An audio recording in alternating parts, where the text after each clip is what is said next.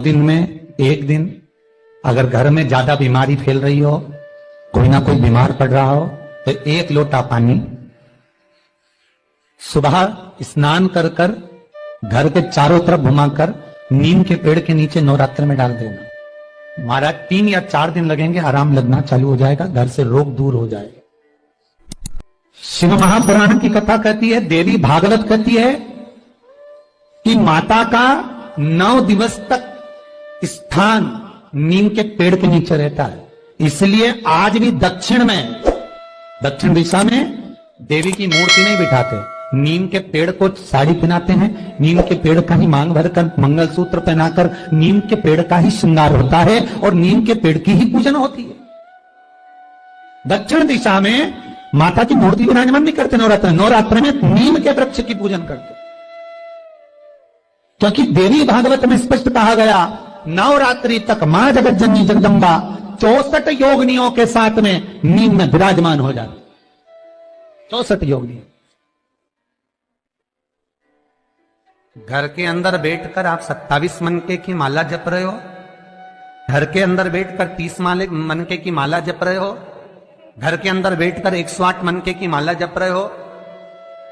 आप जितने भी मनके की माला घर के अंदर बैठ रहे हो और जप रहे हो, उसका पुण्य आपको प्राप्त होगा, मना नहीं है, मिलेगा। पर रुपये में से 54, रुपये में से कितना मिल रहा है? 54, 25%।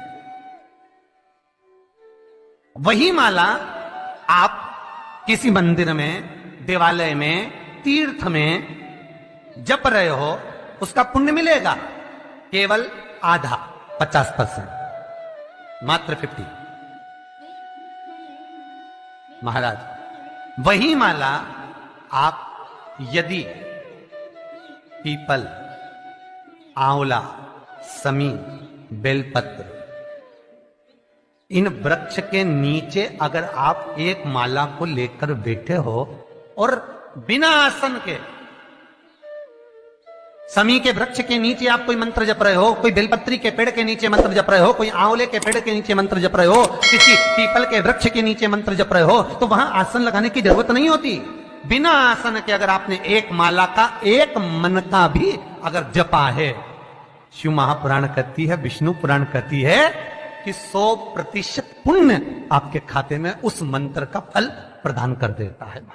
उस मंत्र का शिव महापुराण की कथा, लिंग पुराण की कथा, विष्णु पुराण की कथा, पद्म पुराण की कथा कहती है कि किसी वृक्ष के नीचे, जिन वृक्षों का गुणगान हमारे शास्त्र करते हैं, जिन वृक्षों का गुणगान हमारी पुराणे करती हैं, उन वृक्ष के नीचे अगर एक मंत्र का मन का भी फेरा जाए तो उसका पुण्य हजारों गुना प्राप्त हो जाता, आप रूप प्राप्त होता अपने आप।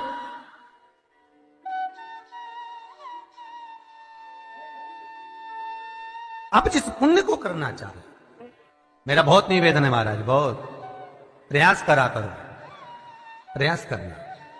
अगर हाथ के मनके की माला भी नहीं हो और किसी पीपल के पेड़ के नीचे 15 मिनट बैठने का मौका मिल गया, आंवले के वृक्ष के नीचे 5 मिनट बैठने का मौका मिल गया, किसी आंवले के वृक्ष के नीचे आप 5 मिनट बैठे हो, ओम नमो नारायण का मंत्र का स्मरण कर लो, ओम नमो भगवते वासुदेवाय का जाप कर लो, बस उसका फल 4 गुना, हजारों गुना प्राप्त हो जाता है।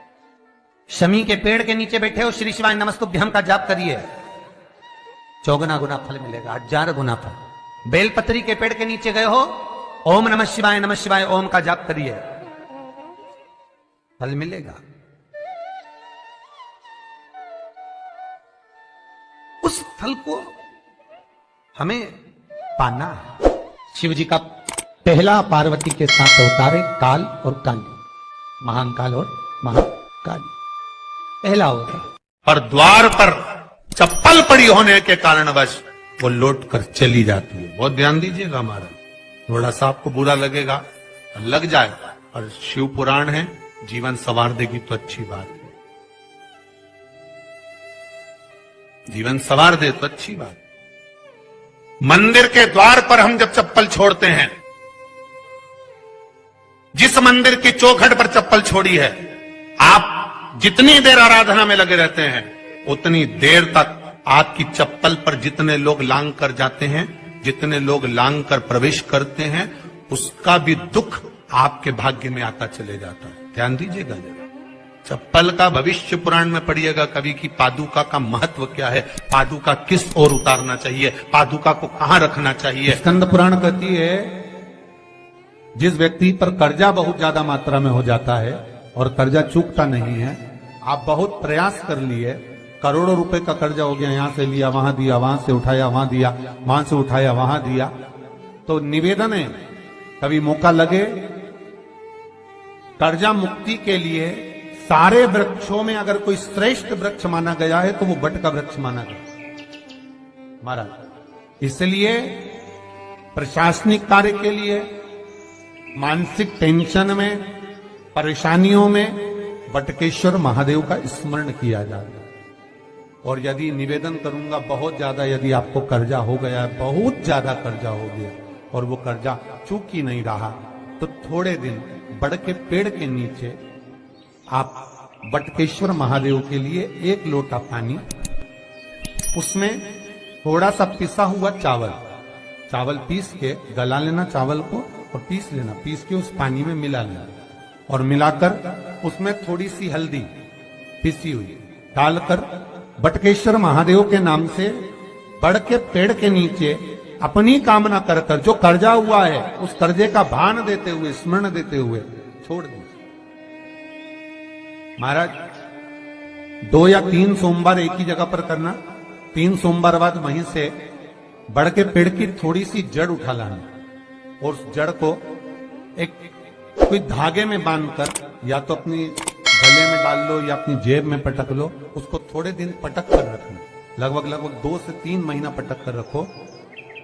वो जड़ जैसे बड़ का पेड़ विस्तार होता है, पानी गिरे ना गिरे, जल वृष्टि हो ना हो, गर्मी पड़े ना पड़े, उसको कोई फर्क नहीं पड़ता, बड़ का वृक्ष आप रूप फैलता जाता, उसकी जड़ें अपने आप प्रबल होती है। उसी तरह ये बटकेश्वर महादेव कहीं से भी अगर जड़ आपके पास में रखी है 1 महीना, 2 महीना, 3 महीना तक, तो ये जड़ अपने आप लक्ष्मी को पकड़कर खींच कर लाती है और कर्जे से मुक्त कर देती है। बटकेश्वर महादेव का स्मरण सुख का देना हो। बेलपत्री का वृक्ष किसका प्रतीक है? पार्वती का। नीम का वृक्ष किसका प्रतीक है? जगदम्बा का। जिस व्यक्ति को ब्लड प्रेशर की बीमारी रहती हो, ऊपर नीचे ब्लड प्रेशर होता रहता हो, तकलीफ भोग रहे हो, बहुत कष्ट में हो, बार बार पसीना आ जाए शरीर पर, कुछ ना करिए, 1 लोटा पानी भरो, 7 पत्ती नीम की डालना, काय की डालना? नीम, कड़वी नीम, मीठी नीम नहीं, कड़वी नीम, और साथ उसमें बेलपत्र डालना। जिस व्यक्ति का ब्लड प्रेशर हाई हो, लो हो, उसके कमरे में उसको प्लेट से ढक कर रख दीजिए। सुबह स्नान कर वही व्यक्ति जिसका ब्लड प्रेशर ऊंचा नीचा होता है उसको शिव जी को समर्पित करना, शिव को चढ़ाकर उसी का पानी 7 बार उसी स्थान पर ग्रहण कर लेना।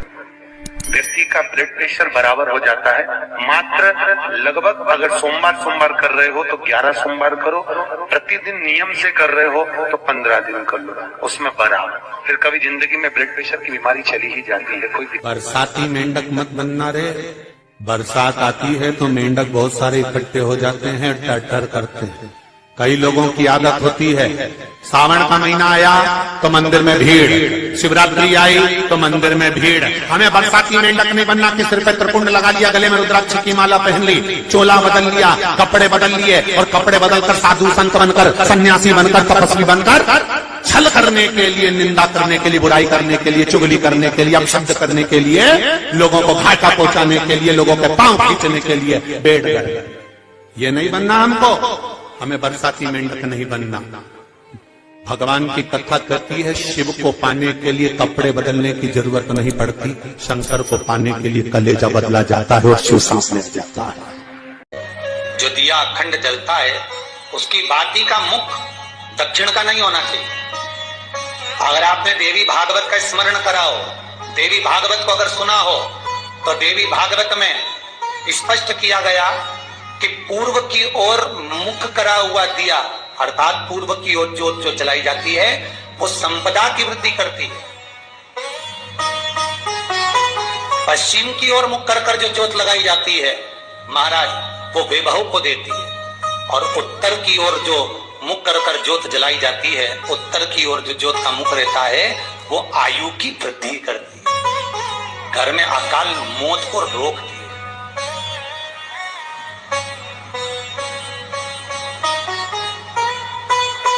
नवरात्रे का जो भाव तत्व है उसको भी अच्छे से समझ लेना।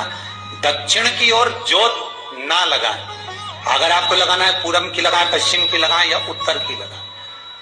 और जितने दिन महारानी जगदम्बा जगतधात्री दुर्गा भवानी, अब की बार माताजी घोड़े पर आई है, हर बार देवी बदल बदल के आती है, इस बार जो नवरात्रे आए वो घोड़े के आए।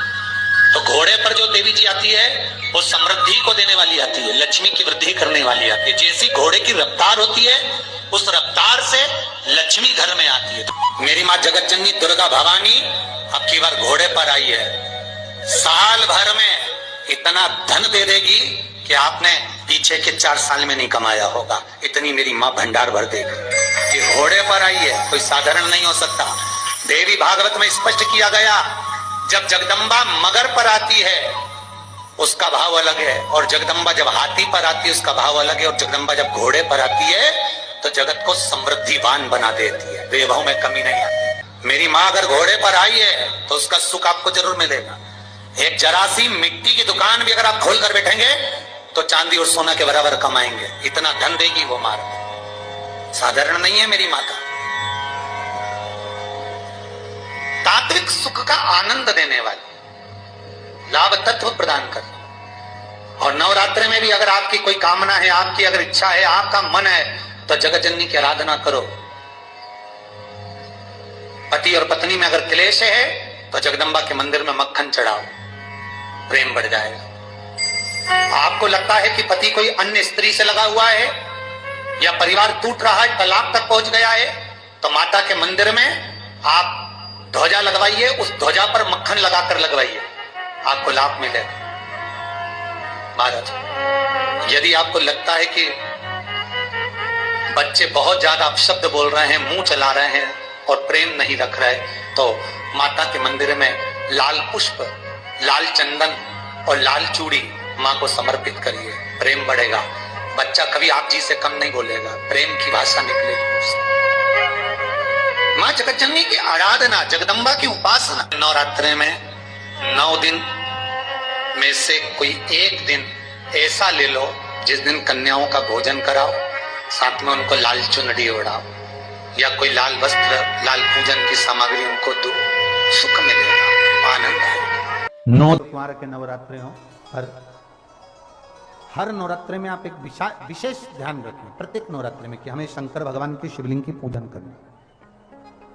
और एक और बात समझ लें, 2 शिवलिंग का निर्माण नहीं भी कर सकते हैं तो एक शिवलिंग का निर्माण करें और उस शिवलिंग के पास में ही एक छोटा सा मिट्टी का ढेला रखकर मां जगत जननी जगदम्बा का भी पूजन कर सकते हैं। आपको नहीं बनाना 2 शिवलिंग, तो एक शिवलिंग, एक मिट्टी का थोड़ा सा।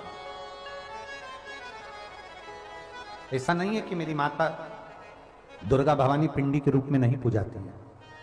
अगर मेरी माता पिंडी के रूप में नहीं पूजाती तो वैष्णो देवी में 3 नारी, जो स्त्री शाम के समय पर चोटी करती हो, झाड़ू लगाती हो, या जो स्त्री दोपहर में सोती हो, उसके घर में इस दरिद्रता को लेके प्रवेश कर जाना। जो दिन में सोती हो, जिसके यहां रात में बर्तन झूठे पड़े रहते हो, जिसके यहां रात्रि में बर्तन झूठे पड़े हो, उसके घर में इसको लेकर प्रवेश कर जाए। प्रवेश, मिर्ची, इन दोनों को अलग अलग डलिया में रखते हैं। फ्रिज में भी रखेंगे तो नींबू ऊपर रख देंगे, तो मिर्ची नीचे रखेंगे, एक साथ नहीं रखते। जिसके घर में फ्रिज में भी अगर नींबू मिर्ची एक साथ में, तो उसमें दरिद्रता का निवास। 1 रुपए कमाओगे, 1.25 रुपए खर्च होगा, घर में पैसा कभी नहीं जुड़ सकता अगर नींबू मिर्ची एक ही डलिया के अंदर है। एक डलिया के अंदर अगर नींबू मिर्ची है तो तुम कमाते रहो, खर्च होता रहेगा, पैसा जुड़ेगा नहीं, हाथ में रुपया दिखेगा नहीं। कितना भी दुकान पर बैठे रहे, भले 24 घंटे बैठे, पर पैसा नहीं दिखेगा। कमा कर लाएगा, मालूम पड़े 2-3 दिन में वो खर्च हो जाएगा, पर दिखेगा। आप डॉक्टर को दिखाइए, और जब डॉक्टर को भी दिखाते हुए आपकी आंखों में अगर आराम ना लगे, फिर किसी शिव मंदिर में शंकर का शिवलिंग हो, जलाधारी हो, और वो जलाधारी का पानी, शिवलिंग की जो जलाधारी होती है वो थोड़ी मोटी होती है। बोलो बोलो, देखा है आप लोगों ने कि नहीं देखा? जिसपे ये शिवलिंग रखा रहता है, ये शिवलिंग जिस पे रखा है वो मोटा होता है। तो जलाधारी जो मोटी होती है ना चारों तरफ, तो शंकर पे चढ़ा हुआ जल इस जलाधारी में से जब यहाँ से बहकर आता है, उस स्थान पर अपनी हथेली का स्पर्श करिए और स्पर्श कर कर शंकर के मंदिर में ही नेत्रों को लगाने का प्रयास करिए।